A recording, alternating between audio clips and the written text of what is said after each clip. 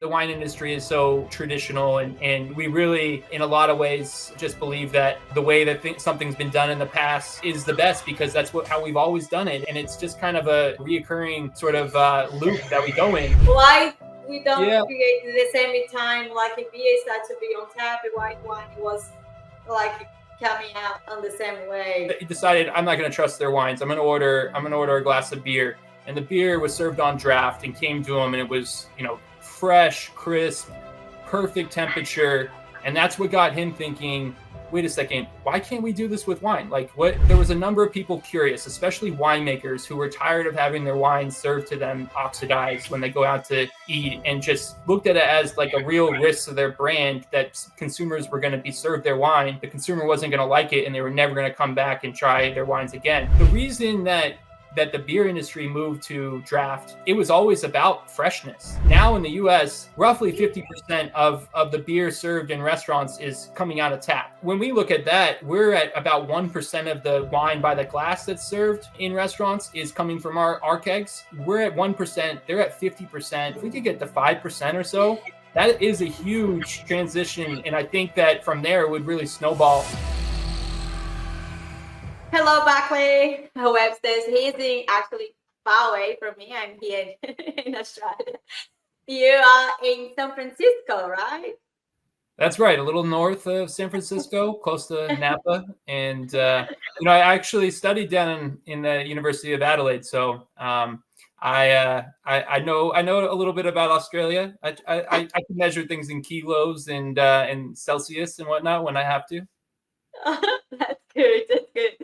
So tell me a little bit about you. You are the personality I follow all the time on the LinkedIn about like one tap and innovation, because you're so great what you do on the social media.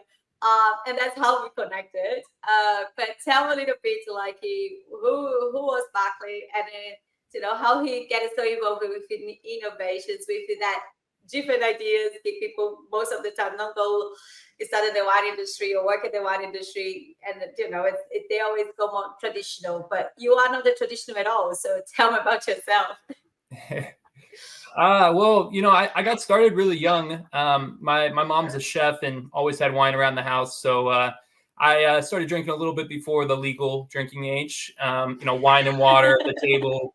And that really led me to getting into wine when I went to university up in Canada for my undergraduate, and started working at wine retailers. And I actually wanted to do bartending at first, and my mom was worried I was going to get in trouble if I started bartending. She thought I didn't quite have the moral high ground yet, so thought wine was safer. So she got me, helped encourage me to do some wine appreciation courses, and then I started working for retailers, and really got, it was just part-time while going to school, and full-time during the summer.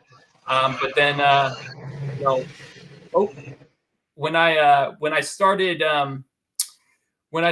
working in retail, I didn't really know where it was going to lead, but eventually I decided, the law school and other, sort of direction I was heading wasn't the right direction for me. I wanted to do wine full time. I really love how it brings people together, and it's very international, and I always loved the idea of traveling. So when I graduated from undergraduate, I went to school down at the University of Adelaide. I did their Master of Wine Business program, and I got out of there, and I had an amazing time, and definitely learned so much down there.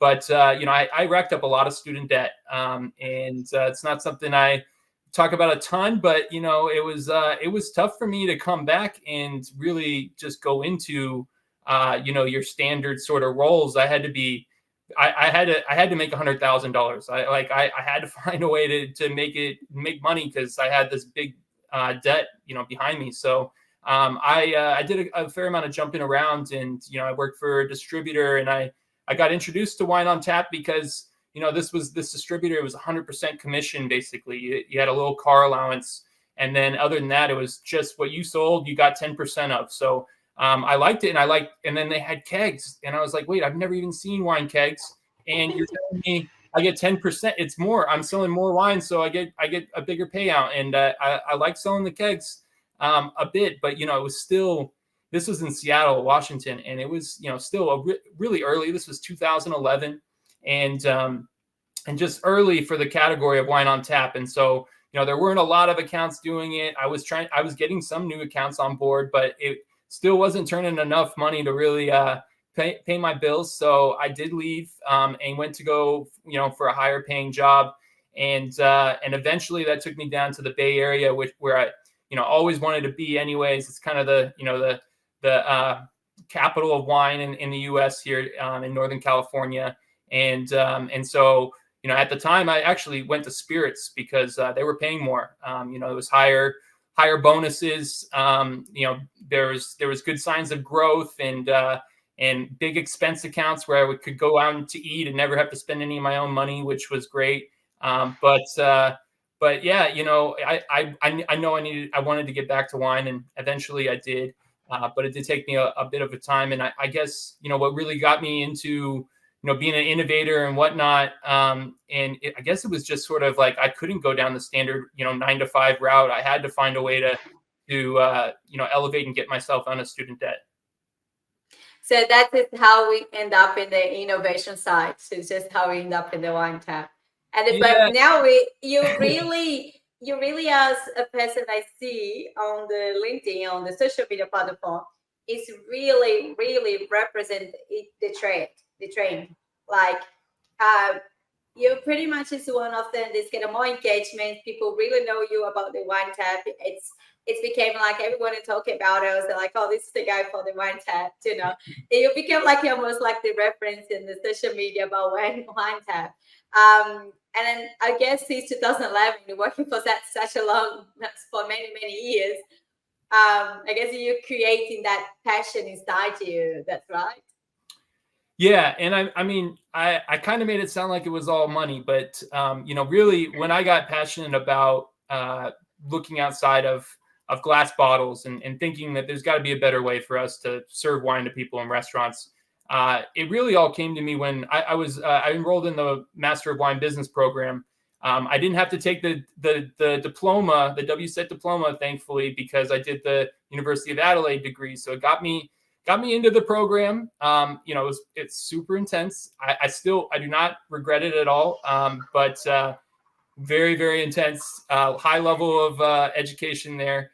But sustainability was just coming up across every topic, viticulture, winemaking, packaging, all, everything that you're studying in there. And that's when I also learned, well, glass bottles are the number one source of carbon emissions in the wine industry. And I was like, why am I just learning this? I've been studying wine for over 10 years now. Like, how am I just, coming across this? Like, and then, I started really getting guilty. I started feeling guilty because, I was working for an importer. We were importing wines from all over the place. I was taking, and a lot of these wines were in really heavy bottles. I've gone back and weighed some of them way over a kilo in just empty glass. And then I was getting these, and I was, the online sales in the US really just exploded during the pandemic. And so I was really selling these to online retailers in a lot of cases, who were then putting it in more packaging and then shipping it across the country again. And it was just like, my mind was just totally blown by like how much waste I was creating, how much, my carbon footprint alone must have been like one of the highest in definitely in my city, probably elsewhere, probably too, just given, what I was contributing towards. And so, then, fortunately, around that same time I was dealing with this kind of guilt, I saw this job pop up for Free Flow to lead their business development. And really what my job is mostly about is working with restaurants, hotels, and other on-premise venues to help them discover wine on tap and how it can be something great for their business, as well as any sustainability goals they have, and also the consumer. Consumers, they have far too many options these days to have to taste oxidized wine and have to be put in a situation where they have to complain about something. It ruins the experience completely in my book, and there's a better way to do it. And that is that's one of the most important beneficial. Yeah, so the wine is actually be fresh, to be sustainable. That's why wine and tap it's becoming getting more space and space, because I think you guys are one of the pioneers. It started in 2009, but Yeah, from 2009 to now 2024, we see much more valuable, and now we work with hundreds of business. Um, then actually, but how was the transitions? Like we started from 2011, it was very the beginning, like just a few years, yeah. and now we're 2024. So how was like the challenge just to go into talk with the restaurants and premises and to tell them like, look, you don't, like if you have one keg, it's much more beneficial. You're gonna save you money, tell like it's sustainable. We help the environment and all those things. So what's the reaction was, and what's the challenge you need to overcome as work in a business development as for free flow wines? Yeah. Well, just to go a little bit further back, so I didn't join Free Flow until early 2022. So fairly Oh, recent. okay. I've been here for 2 years, just about. But just to the real, the what led to the idea or the founding of our company was we had two founders, Jordan Kivelstadt and Dan Donahoe, and Jordan. The way I've heard the story is that he went out to eat at a very popular chain restaurant here in the U.S. I'm not going to say their name, but anybody in the U.S. knows this restaurant, and there's hundreds of them, even I think over 1,000. But he went out to eat, ordered a glass of Cabernet at the bar. The Cabernet came to him. It was oxidized and like almost hot from being out in the sun, like through the windows, direct sunlight through the windows in the shining on the back bar. So, he didn't want to make a big scene about it or do anything. So he just kind of set it to the side. He was like, okay, that's not too bad. It's just, $10, whatever. Then ordered, he decided I'm not going to trust their wines. I'm going to order a glass of beer. And the beer was served on draft and came to him, and it was, fresh, crisp, perfect temperature. And that's what got him thinking, wait a second, why can't we do this with wine? Like what scientifically, how it's just liquid, like why can't we pour wine like and provide the same experience to consumers? And so, then he went back and him and his friend Dan, who has a lot more connections in the wine business at the time, they decided to start a wine brand that was only available in keg. And this was in 2009. It was called Silver Tap, and so they started off with a brand. They were kegging it in a 200 square foot garage in San Francisco. Very very elementary equipment, very entry level, and they had success though, and they went out there and they presented it to restaurants. On Tap just said, hey, let us show you this can work, and made a couple modifications to their draft systems, got things going, and really what happened more so, this was just in San Francisco, but the word kind of got out about this, and the wine industry, there was a number of people curious, especially winemakers who were tired of having their wine served to them oxidized when they go out to eat, and just, looked at it as like a real risk to their brand, that consumers were going to be served their wine, the consumer wasn't going to like it, and they were never going to come back and try their wines again. So really, when they started having success in some of the San Francisco area here, winemakers who also go out to eat all the time around here tried their wines and were impressed, and that's when other wineries started reaching out to Jordan and Dan, saying, "Hey, can you do this for us? Can you help us do it?" And that's when they realized, what, the bigger opportunity here to make an impact is to get rid of our brand. Let's sell it, and let's focus on being a service provider for the industry and help everybody learn how they can be more successful with wine on tap. And that's how the business started. The idea started. So that's it. It started like the brain, and end up in being like, actually, no. Let's just actually make this available for everyone. Let's help Yeah. everyone into to making their wine is on tap. But for consumers, I think like most of the wine industry thinking, like it's actually our thinking. It's the consumers want to accept the wine tap. This is true. So it's complicated a little bit. We weren't the very first people to do wine on tap. So there were a couple of failed experiments in the past. And really where those failures came from, probably largest, was that they were trying to do the cheapest possible wines, on tap. They thought that was the opportunity, was to have, really, really cheap wine. And the unfortunate thing is that, really, really cheap wine is oftentimes, and especially, 10, 15 years ago, it wasn't really good wine. And so it was never good wine. And so, of course, you're going to have people come out and try it and be disappointed because, you know what, they're used to drinking stuff that tastes better than that. And so those projects failed largely because of that. But then also another contributing factor was, draft systems. They do need some modifications to be able to pour wine.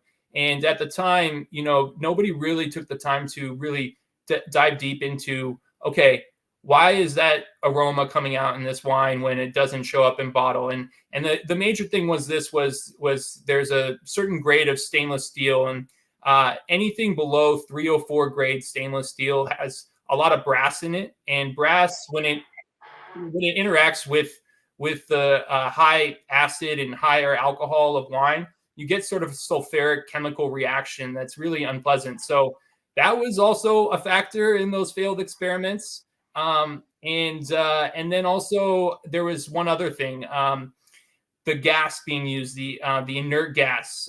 So those original projects, they were all using nitrogen, right? 100% nitrogen, because that doesn't carbonate the wine, and that way they can really make sure it doesn't carbonate, and it's still going to be protected. But what we found, and I think one of the things that really helped Free Flow be successful and make sure that they didn't fall victim to those other failed experiments, was that they brought in the world's largest draft equipment company, is Micromatic. And they did a lot of sensory analysis with Micromatic, worked through the equipment, found out that 304 grade steel had to be used. And so that was an upgraded equipment that they needed to have on anything that was coming in contact with the wine. And then also they found out, well, nitrogen, it keeps the wine pretty fresh as far as the flavor goes. But if we really want to preserve the aromatics, we also need to replenish the CO2 that's naturally occurring in bottled wine. And it's a small percentage. So they started using a blended gas, which is called Guinness gas. A lot of times it's 75% nitrogen, 25% CO2. And it just keeps the aromatics fresher for months rather than, just a couple weeks with just pure nitrogen. So those differences made that approach to really getting the science right and focusing on quality, right? And so they were not looking to make the cheapest wines out there. When they started working with other wineries, they got with some of the biggest names. We work with currently like 10 of the top 20 biggest wineries in the U.S. and also really high quality wineries, right? Ones that are focused on their quality, getting recognition from critics and whatnot.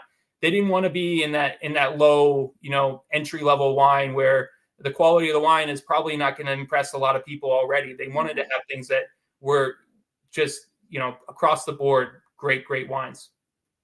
So the transition, it seems very interesting because any new idea, you need a little bit time to develop it. And you just explain, like, it's so good to be able to hear, like, everything just went wrong and everything's like they actually could improve by using different things. It's amazing to be able to cover that whole story. Thank you so much for sharing that. It's Sure. amazing to see like how the way in developing the whole business, because back then was one of the first ones to be able to create the wine tap, so it was not available. Any other was very small other brands was doing, like, was not very popular kind of thing. It was pretty much was one of the first to create it, the idea. Yeah, we're still the first ones. We're the only ones that offer nationwide. We're the only ones really doing reusable steel kegs. There's some wineries that do small programs on their own with a few restaurants and whatnot, but we're the only ones shipping reusable steel kegs full of wine across state borders, all 50 states. And that really, that took time to get there. And I think, that's part of the story with us is, you have to be patient as well. Be diligent, but, you have to realize that you don't get that transactional validation that you get from selling a pallet of wine after you had a good meeting with somebody. It takes time, and people have to come to their own conclusions. Sometimes that takes months, sometimes it takes even years. But just knowing that you're doing everything you can to present the idea, and working on new ways to effectively present the idea. I think that's really been a big part of the success. Yeah, and then today you're working not only wineries, like you people can import wines to US and they can you put in the kegs as well. So you Yeah. work with your wineries from outside of the US as well. So Yeah. it's pretty much anyone have a wine you wanted to put in the keg, you can do that. It's not Yes. only about US friends, yes? Yes, that's right. So 70% of our volume is US, and then 30% is imports. What was something that's really helped us, and this took time again, but we have two facilities. We have one in California in Sonoma, and then we have one in New Jersey, where all the European imports come into. So we have both coasts filling kegging facilities that are both state of the art and have the same equipment that winemakers are used to seeing. Most of the time, the winemakers want to come see our place. They want to, they want to sniff around. They want to make sure that there's nothing weird going on, and they want to try the wines as soon as they come, as soon as they're a keg. So, having those two facilities, it's been really important for working with importers in Europe, especially. But with Australia, you guys would ship us your wine probably to the West Coast, would make the most sense. But it's also helped us reduce our own logistical footprint, which also feeds into carbon emissions. Our average, on average, our kegs, they travel 1,200 miles between refills. So that is significantly less than if we had to have them all shipped back to the West Coast every time and then shipped back out to Florida or New York or whatnot. So using those two facilities and being able to split the kegs and reroute them to whatever facility makes the most sense, it saves us in a lot of ways on our carbon footprint and reducing our logistics. And then what's it about it, like how you deal with all those people don't want to put their wines in the keg? They like, I saw in your LinkedIn, the post about Prosecco. Yeah. I wanted to see from you guys working with such a big vision for the future, and then see those people really try to, you don't believe in it, really try to making lots of people don't believe in what do you guys try to bring to the wine industry. How you deal with that? What is your mindset about it? For example, the Prosecco needs to be in the bottle, can't be in the keg. So what's your vision about that? What do you want to talk about it? Yeah, there's always going to be people that we can't convince, and you can show them all the data you want. You can have them come and taste the wines, everything, and some people are just not going to be open to that change. And it's really surprising to me that Europe has these laws that basically enforces you to use glass bottles, and it has to be bottled in the same place that it's produced. I mean, it's very much counter to all these other sustainability initiatives that they have, and I don't think anybody has really claimed, really challenged the protected designations of origin, the EU labeling laws. I don't think anybody's really challenged them too much based on sustainability. And honestly, I wrote that post in the morning. It honestly, it took me like a half hour or something to write. I snapshotted a couple of pictures online. I had no idea that it was actually going to pick up steam. And so, all of a sudden there's drinks business in the UK is reaching out to interview me about it. And I'm like, whoa, I just thought I was just on a whim here. I didn't think anybody was even going to like it. We're not involved in the UK, and the ad campaign that I was responding to is all about in the UK. But it was weird. It was surprising, but I think that shows that a lot of people also realize that these laws are so out of date. Like they had a place, at one time, it was bulk shipping, particularly was frowned upon because there had been companies in the past that had been dishonest, added additives to the wine and whatnot, and but bulk shipping has a really big history in the wine business, and it goes back centuries. But at one point, to make sure the wine was quality, the only way they could do it was to say no more bulk shipping. Like it has to be bottled here, so we can make sure that nobody's adding anything, nobody's blending in cheap wine. We need to protect our brand. And now it's like you can do you can do lab analysis and get the DNA of the wine, and absolutely without a doubt confirm that wine has not been altered with. It's probably actually survived the voyage over to its destination in better shape than it has in bottles, because it's in a bigger bladder where there's less heating. It takes a lot more to heat up a bladder of wine than a few cases on the side of a container. So there's a number of articles out there that have actually said, bulk shipping is actually a plus, not only for, the environment and saving money on shipping, but also the quality of the wine. And that's what we do as well. We do a lot of lab analysis, and we make sure that we're, making sure that all the wineries are very, very comfortable with the quality of the wine that's been kegged with us before it's released. We put it on a quality control hold, and we won't ship it out to anybody until we get the blessing from the winemaker who's tasting samples that we sent back to them at the winery. And that's the thing as well. Selling like a wine type of keg, it's actually keep it fresh for such a long time as well. So it's not like you open a bottle today in the restaurant and tomorrow you need actually to taste it before you serve. And if you do, because a lot of restaurants don't really do it, at least here in Australia, just serve it anyway. Just put the date in the back and it should be fine for the next day. But like the oxygen sometimes can be too much for some wines, and they can lose so much of the freshness, the aromas, the experience they wanted to give to the customers. And you can't really guarantee, because if you have the stuff in your pub, your bar, don't understand about wine, from all they taste it, they probably don't know the difference. But some customers, they would notice the difference. And then that's probably another problem when you serve in the industry as well. Like you always, it's gonna keep it fresh, and the quality will be there for any time. Any customers for any time, the customers actually want to ask for your wine. So people really value that when you talk with restaurants and premises.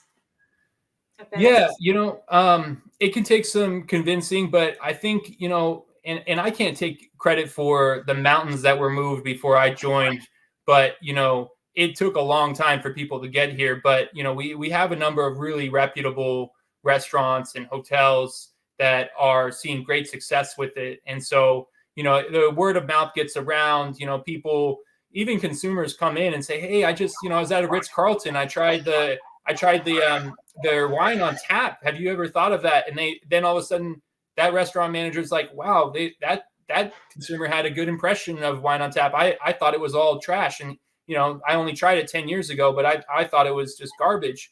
And then, then it plants a seed in their head. And then eventually, either they reach out to us, or one of our winery partners, or our sales team, or myself go into their place. We have a conversation with them and convince them, hey, give it a shot, here, or go try another place here that has it. And these are the wines that we have available. It's more than 200, there's more than 400 different options in keg available through us. And, we have some really reputable names that, people are like, oh, wow, this is available on tap. How did I not know this? And so, I think we get a lot of help from, word of mouth and from the just sort of testimonials from having the brands that we work with and the accounts that we've been fortunate to have pouring wine on tap. And the wine consumers, they really care to have a look at the bottle, the label, or because most of the wine is when it's like by glass, they just come in the glass in the restaurants, right? So what Yeah. is the perception of actually customers? Do you believe they really ask for to see the bottle? I haven't ever No, asked no. myself. Yeah. Okay, so in fine dining where there's like a tasting menu, and you do a wine pairing flights with it, I've had the bottle presented to me, before they pour it for the glass, but that is like, over $100 per person, dining Yeah, at least. I Everything agree. else Yeah. below that, I don't see that being done at all, ever anymore. They're all being poured at the bar. So the only time that you're going to lose the marketing from, having your label shown to the customer is if they're ordering bottles off the list, which you can still have bottles available, of course, but also, maybe if the consumer is sitting up at the bar and happens to see the label there. But that's still really, I think it's less than 10% of the time that the label of a by the glass wine is actually seen by the consumer before, you're throwing that out. And all of those resources, the not just the bottle, but yeah, like you were mentioning earlier, the corks, the labels, the foils, all this stuff.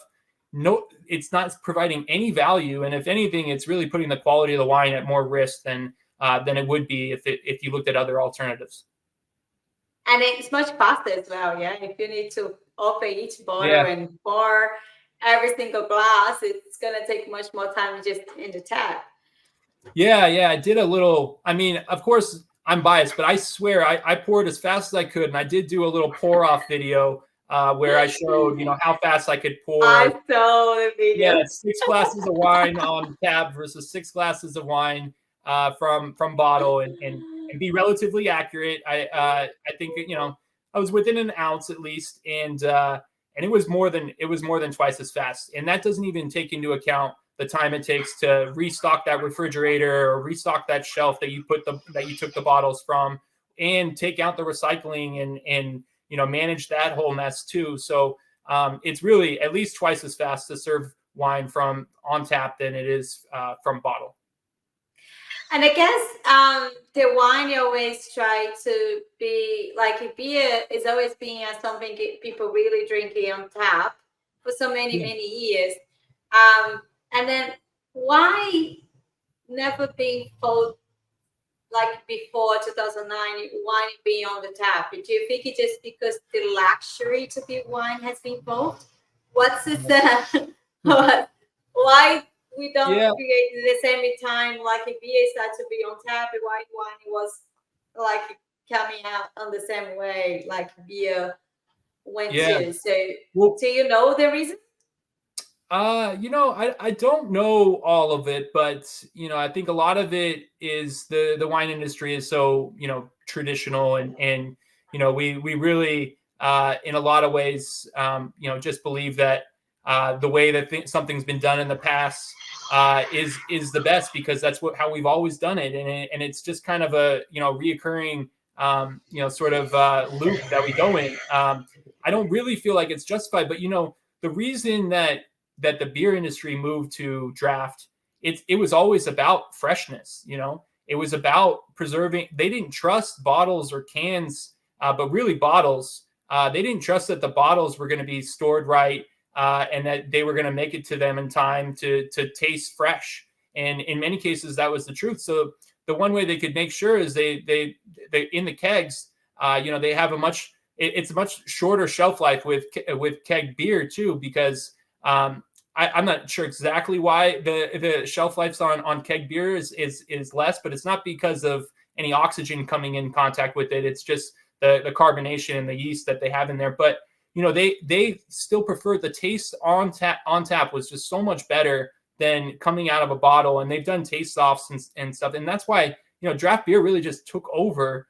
And now in the U.S., 50% of roughly 50% of the beer served in restaurants is coming out of tap, and some people say it's even a little higher. And so when we look at that, we're at about 1% of the wine by the glass that's served in restaurants is coming from our kegs, and we're at 1%. They're at 50%. Like we see, we're not going to get to 50%, but if we could get to 5% or so, that is a huge transition. And I think that from there it would really snowball, and you'd see the same sort of popularity just really take off with it. And what do you believe will be the future for wine tap? What's the Yeah. future for wine tap in the wine business? Yeah. Well, we need to, there's a lot of work to be done still, but we're at, roughly 1%, a little bit less than 1% of the by the glass wine volume in the US right now. And, I think that 5% is a realistic goal within the next 5 years, probably sooner. So I think that that's what I have my eyes on. We haven't hit the million case 9 liter equivalent yet either. So I'd like to see that by the end of next year, and then 5% from there. And what's the three advices we wanted to give to business, one business? One business needs to be more sustainable because that customer asked for. The customer wanted sustainable business. The younger generation, they wanted more sustainability on place because they really care about the environment. Having this in mind, what did he give you as like three advices like to the wine business, how they can actually be more sustainable on the wine business? Well, I think that number one, and this is a little redundant, but you have to start with your packaging. Glass bottles are the largest source of carbon emissions in the business, and I think that if we're really talking about climate change and sustainability in the same sort of conversation, carbon emissions has to be your top priority. I really like what the International Wineries for Climate Action, IWCA, is doing, and that's exclusively what they focus on. Essentially, is just their carbon footprints of their members, and they've done a really good job. They have a carbon footprint calculator that they make available to anybody for free on their website, and it's a great resource for finding out exactly where your carbon footprint is. But so I think that first thing is you have to look at your packaging. And if you're truly serious about sustainability, I don't think that lightening your glass bottles is enough. You should be looking at reusable sort of solutions, and so and that's related to my second point, which is, you need to consider the end of life and the carbon footprint of your packaging, right? So end of life meaning how is it recycled? What's the recycling rate? And the problem right now is that there are lots of alternatives to glass bottles, and I'm rooting for them all because I think it's a net positive. But I am concerned with the end of life on a number of these different packages because they all include some portion of plastic in them, and plastic is, really right next to nuclear waste in terms of being terrible for end of life. And we have only begun to see what is in store for us if we continue using plastic the way we are. So I don't really find that in the long term, plastic is a sustainable solution. But I do think that reusable solutions like reusable glass bottles and reusable steel kegs, those are where, I think that you get both a lower carbon footprint and a better end of life. That's the only ones that I know of. And so I would be looking at number one, your packaging, and then within packaging, the end of life and the sustainability of that. And then from there, your packaging is being the number one sort of thing you're focusing on.